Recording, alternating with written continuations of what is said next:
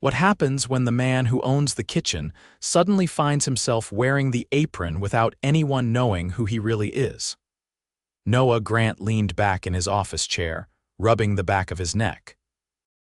It was past 9 and the building was nearly empty, the way he liked it when he needed to think. The restaurant chain he'd bought 8 years ago was doing well on paper, 7 bustling locations, decent profit margins, and solid reviews. But lately, something had been bothering him. He'd been getting vague reports about high turnover at the 3rd location, the one on Parkridge Avenue. The numbers weren't adding up. Food costs were higher there, labor seemed burnt out, and there was a noticeable drop in repeat customers. He'd asked for explanations, and every time he got the same polished response from the district manager. "We're short-staffed, but everything's under control." That's what they always said until it wasn't. Noah had never personally met most of the frontline kitchen staff. The company had grown too fast. He used to know every hire by name. Now he was lucky if he recognized the managers. That disconnect was eating at him, so he made a decision. He'd go in as a new hire. No CEO badge, no introductions, just a guy trying to land a kitchen job. He grew out some facial stubble, dyed his hair darker, wore thick-rimmed glasses, and traded his usual fitted shirts for loose polos and jeans. He even used his middle name Illy as his alias. He applied through a temp kitchen staffing agency they used sometimes when short-handed. 2 days later, he got the call. "We need someone at Parkridge. Be there at 3 tomorrow. Black slip-resistant shoes, plain tee, and be ready to get messy." Perfect. The next day, he walked in through the back door of the Parkridge location, heart pounding harder than it had in years. The kitchen was already humming with noise orders called out, pans clattering, the low thrum of the hood fans. A thin woman in her 40s looked up from the prep table. "You, Illy?" "Yeah. Cool, I'm Rachel. You're with me today, prep and dish. Don't worry, I'll show you where stuff is." It's chaos, but manageable. She was fast, efficient, and kind. She didn't talk much, but when she did, she was patient. She explained how to label the ingredients, where to stack the silverware, how to avoid cross-contamination. Noah Illy nodded, listened, and got to work. About an hour in, a young guy joined them at the prep table. Couldn't have been older than 21. Nervous energy, biting his lip, fumbling with the cutting board. "Hey," he mumbled. "I'm Liam, first day." Rachel gave him a soft smile. "Welcome, we'll go slow." "You'll get the hang of it." Noah watched as Liam struggled to slice onions evenly. His hands shook a little. "Take your time," Rachel said, gently repositioning his grip. "You're not on the line yet." Suddenly, a voice boomed from across the kitchen. "What the hell is this?" A tall man in a stained white coat stormed over, holding a tray of unevenly chopped vegetables. "Is this what we're serving now? You call this julienne?" Liam froze. Rachel started to speak, but the man cut her off. "You, new guy." He jabbed a finger at Liam. "You screw up one more time and I'm sending you home. I don't care if it's your first hour." "This isn't kindergarten." Liam's face turned red. He looked down, trying not to cry. Noah, the Undercover owner, stood still, his hands clenched. He hadn't expected this. The man turned to Rachel. "And you stop babying them. We don't have time for hand-holding. Get this crap redone." Then he stormed off toward the line. Rachel sighed and gently took the tray from Liam's hands. "Don't worry," she whispered. "He's like this with everyone." Noah looked at her. "Who is that?" "Chef Darren. Head of this kitchen. Been here 5 years. Good cook, terrible human." Noah didn't say anything. He couldn't. His stomach twisted in knots. Because right there in that moment, watching a scared kid get humiliated on his first day, he realized something. He'd waited too long to come back. By the end of his first shift, Noah's shirt was soaked through with sweat, and his back ached from scrubbing pots that looked like they hadn't been properly soaked in days. The dish pit was tucked into a narrow corner behind the prep station, and every time someone needed something cleaned, they just tossed it in without saying a word. No rhythm, no system, just chaos. He stayed quiet, observing. Liam was still there, quieter now, shoulders tense, eyes darting every time Chef Darren walked by. Rachel kept things moving, but there was no missing the strain in her voice by hour 6. She didn't complain, none of them did, but Noah could feel the exhaustion radiating off of them like steam from the flat top. At the end of the night, Rachel handed him a pair of gloves and pointed to the walk-in. "Break down the lettuce boxes. They're stacked wrong again. Careful on the bottom, there's a leak." Inside the walk-in, the cold hit him like a wall. Stale air, the sharp smell of onions, and a faint chemical undertone near the floor drain. He knelt down and started sorting the crushed boxes, his fingers going numb before he was halfway done. He heard the door swing open. Liam stepped in, looking unsure. "Rachel said to help you." Noah stood and nodded. "Thanks, you doing okay?" Liam hesitated. "I guess. I didn't think it'd be like this. I used to wash dishes at my high school cafeteria, but this is different." "Yeah," Noah said, folding another box. "It's fast here." "Chef Darren, he's intense," Liam mumbled. Noah looked over. "You thinking about quitting?" Liam nodded slowly. "I need the job, but I don't know. I can't tell if I'm just bad at it or if this place is really that rough." Before Noah could reply, the door slammed open again. Darren stood there, eyes scanning both of them. "You two having a vacation in here?" "We're still closing down. We're breaking down the boxes, like Rachel said," Noah said evenly. Darren stepped inside. His voice dropped. "You don't answer for her. I don't care what she told you. You're not here to chat. You're here to work." Noah kept his eyes on Darren's. "We're working." Darren stepped forward, close enough that Noah could smell the stale coffee on his breath. "You want to test me, rookie? You'll be gone before your apron dries." Liam backed up toward the shelves, saying nothing. Darren turned and stormed out. Noah exhaled slowly. "Don't take it personal," Liam said, voice low. "He's like that with everyone." Noah didn't reply. He just went back to folding boxes. The next day, he showed up early.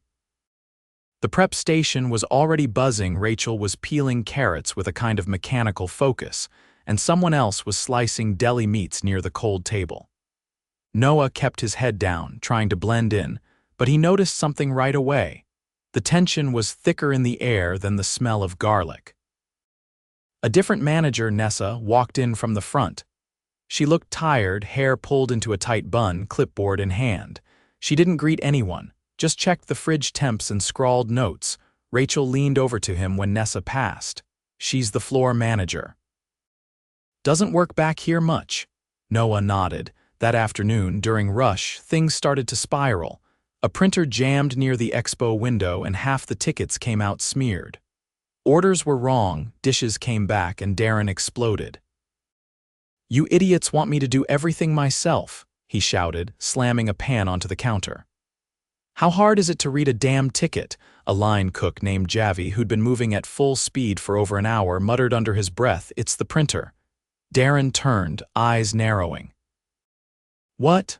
"I said it's the printer," Javi said louder. Darren walked up to him and grabbed the ticket from his hand. "Then fix it next time, genius, or are you just here to collect hours?" Javi froze. Rachel stepped in, voice calm. "He's not wrong. The printer needs servicing." Darren rounded on her.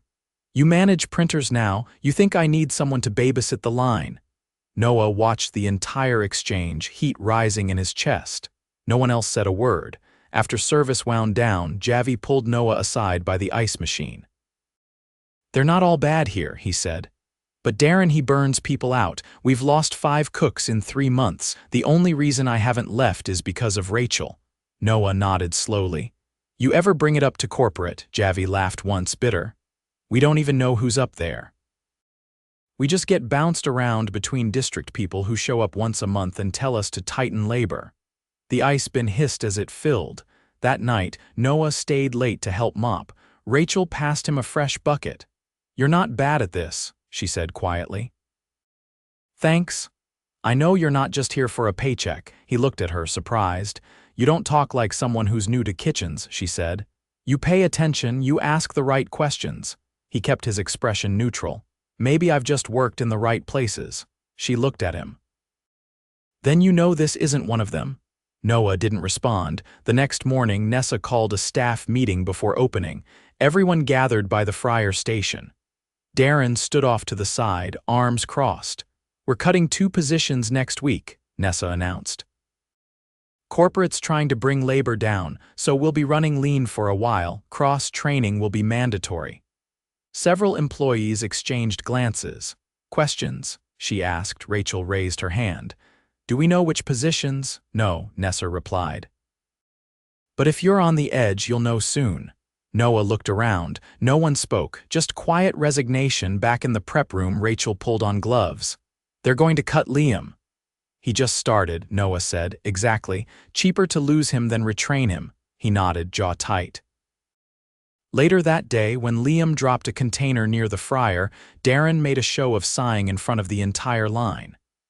This is what we're working with, Liam apologized. Kneeling to clean up the spill, Darren didn't help, just watched. Noah stepped forward. He's got it. Darren didn't move. I said he's got it, Noah repeated, voice lower. Darren looked him over, scoffed, and walked away. That night, Noah wrote down everything. Every name, every incident, every detail. He sat in his car, staring at the building. He had seen enough. Tomorrow he was coming back, but not easily. The next morning, Noah arrived at Parkridge just past 10. This time, he didn't walk in through the back. He came through the front entrance, clean-shaven, in a navy blazer and worn boots, no apron, no prep gloves. The hostess looked up from her podium, confused. Can I help you? I'm here to speak to the team, he said. Can you get everyone in the back, please? She paused, uncertain. Who should I say is Noah Grant? Her eyes widened. She reached for the phone without another word. It took less than 5 minutes before the kitchen went still. One by one, the staff filtered into the dining room, still in aprons, still carrying tension in their shoulders. Rachel stood near the back, arms crossed. Liam hovered beside her, eyes darting. Darren emerged last, chewing gum, unconcerned. Nessa came in from the office, her clipboard still in hand. Noah stepped forward. Some of you know the name, some of you don't. I own this company. For the past 4 days, I've been working with you all undercover. A few heads turned. Javi blinked. Liam's jaw dropped. Rachel didn't move. She just looked him straight in the eye. I came because I kept getting reports that didn't sit right with me. Numbers were off. Retention was bad. And the answers I got were too polished. Darren let out a short breath through his nose and leaned against a booth. So I signed up through the agency and worked here easily. I cleaned dishes. I prepped produce.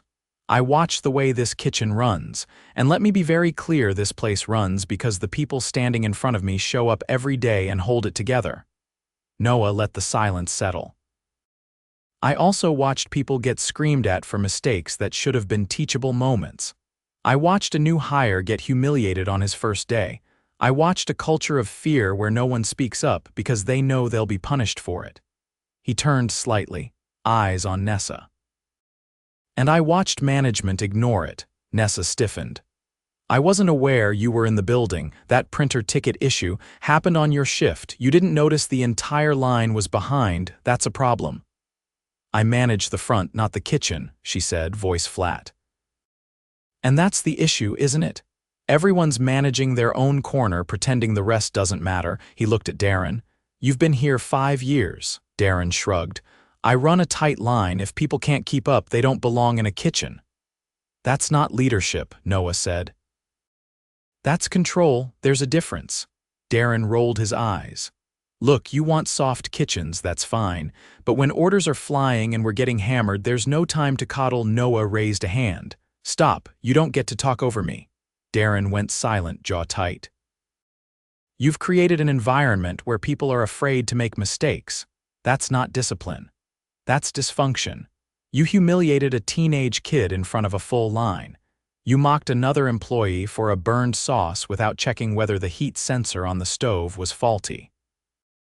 You don't teach, you intimidate. That ends today. Darren crossed his arms. So what? You're writing me up.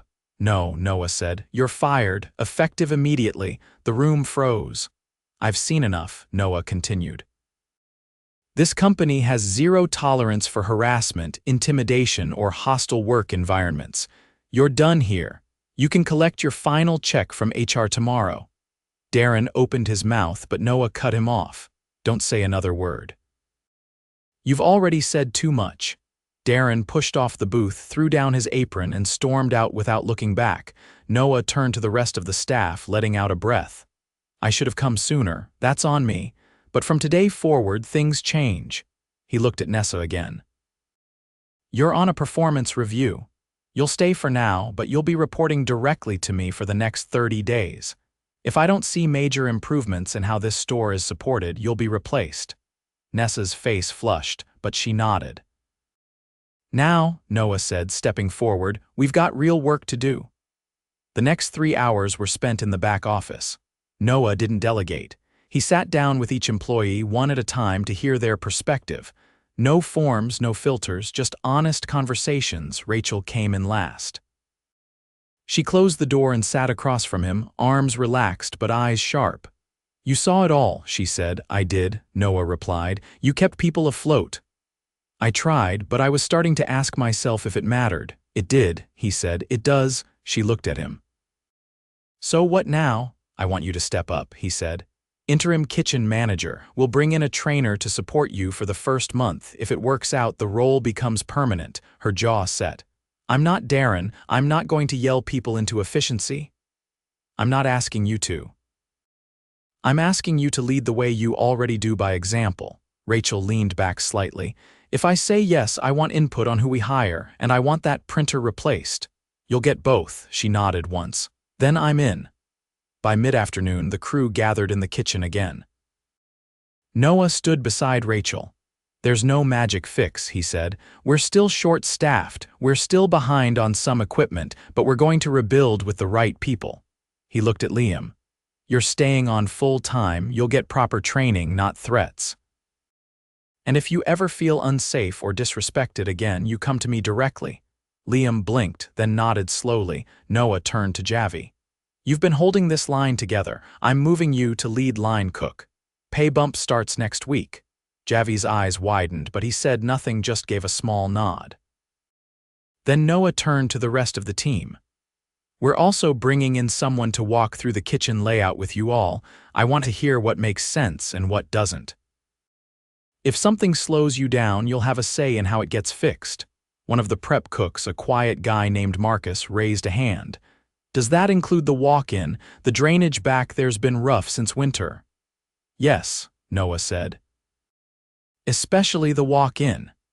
He spent the rest of the afternoon with Rachel reviewing the weekly schedule. They cut the double shifts that had been stacking up on the same people. They adjusted the prep hours so no one was coming in 3 hours before open without backup.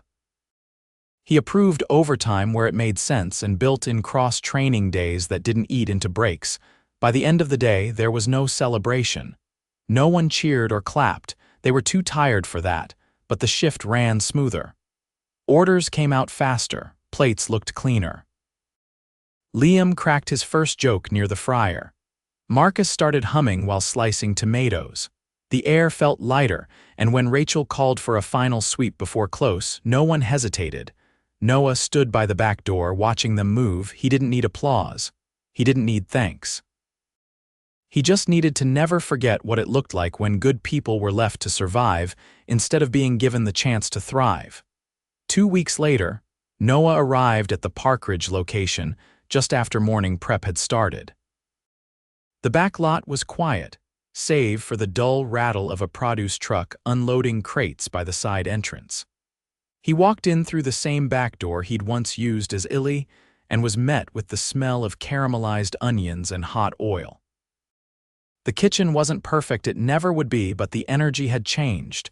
Rachel was reviewing the prep sheet with Javi near the cold table, both of them in motion, both speaking low but clearly in sync. Marcus was stacking dry goods in the corner, his pace steady. There was no yelling. No one flinched when the manager walked by. Noah stepped into the office and shut the door behind him. A thick folder was waiting on the desk, weekly reports, payroll adjustments, feedback forms. He glanced through them, making mental notes. Efficiency had improved by almost 15%. The printer ticket issue had been resolved with a new unit installed 2 days ago. And most importantly, no one had quit since Darren's termination. The only resignation had come from Nessa. She'd submitted her notice 5 days into her performance review. Her exit was quiet, professional, and accepted without resistance. Noah replaced her with a former general manager from another store who'd earned a reputation for balancing team morale with operational precision. Her name was Yvonne, and she'd started shadowing shifts 2 days ago. Noah stepped out of the office and found Rachel building a tray of proteins for the line. "You've got a minute?" he asked. She wiped her hands on a towel. "Let me hand this off." They sat at the corner booth near the window, where the early sun spread a thin line of light across the table. He didn't bring notes, he didn't need them. "You've held the kitchen together," he said, "and I think we're past the point of calling this interim." Rachel studied him for a moment. "Are you offering me the official role?" "I am, head kitchen manager, full pay scale, benefits, plus a quarterly leadership bonus tied to retention and training metrics. You've earned every piece of it." She looked away briefly, then back. "You realize this means I'll be fighting for better systems every month. I'm counting on it. I'll need a second prep cook on weekends. And we're still short one dishwasher." "I approved both roles yesterday. Yvonne's handling the hiring." Rachel nodded slowly. "Then I'm in, but I want to suggest something else." "Go ahead." "I want to set up a monthly peer review, not the formal HR kind, just a round table. One rep from each station, 1 hour, no managers, they list what's working and what's not. We keep it internal, but we take it seriously." Noah leaned back. "You think your crew's ready for that? They're more ready than you think. You just have to listen when they speak." He nodded. "Done. I'll help structure it, but it stays run by the team." Rachel stood. "Then we're good." Noah didn't need a handshake. Her tone said more than a signature ever could. Later that afternoon, Noah walked the kitchen during lull hours. Liam was peeling potatoes by the sink, earbuds in, head moving slightly with the beat. Javi was reviewing the updated line chart with Marcus, pointing out a new layout for the sauces. Everything looked tighter, even the pass-through had been reorganized for better flow. He stepped out front, where Yvonne was reviewing a delivery invoice with the hostess. She caught his eye and walked over. "We're still light on Friday's coverage," she said. "I've got a lead on a former line cook who moved back into town. If she clears the background check, she could start next week. Any concerns?" Yvonne shook her head. "She's worked in high-volume kitchens before, came with a strong referral from one of our vendors. Bring her in. But make sure she understands this isn't just about speed. Culture matters now. It's the first thing I told her." They didn't need to say more. Noah trusted her judgment. Before leaving, he stopped at the break table near the back where Liam was finishing his shift notes. "You settling in?" Noah asked. Liam looked up, a little surprised, but nodded. "Yeah, I mean, it's still fast. I mess up sometimes, but no one makes me feel like I don't belong. That matters." "Rachel's been helping a lot," Liam added. "Even when she's slammed, she checks in. You've got a good team now. It's on you to be part of it." "I won't waste the shot," Liam said, then paused. "Can I ask something?" "Sure." "Why'd you do it? Go undercover, I mean. You could have just fired people based on reports." Noah considered the question. "Because numbers lie," he said. "They don't tell you who's holding the place together. They don't show you who's barely hanging on. I needed to see it, feel it. And I needed to remember what it was like back there." Liam nodded and didn't say anything more. As Noah stepped out into the alley behind the restaurant, the late afternoon sun warmed the pavement. He paused by the dumpster, where he'd once broken down lettuce boxes with frozen fingers and a knot in his stomach. He didn't forget. He wouldn't forget. There would be other locations to visit. Other teams to check. But this one mattered, because it confirmed everything he'd started to fear and everything he still believed. That leadership wasn't about control, it was about responsibility.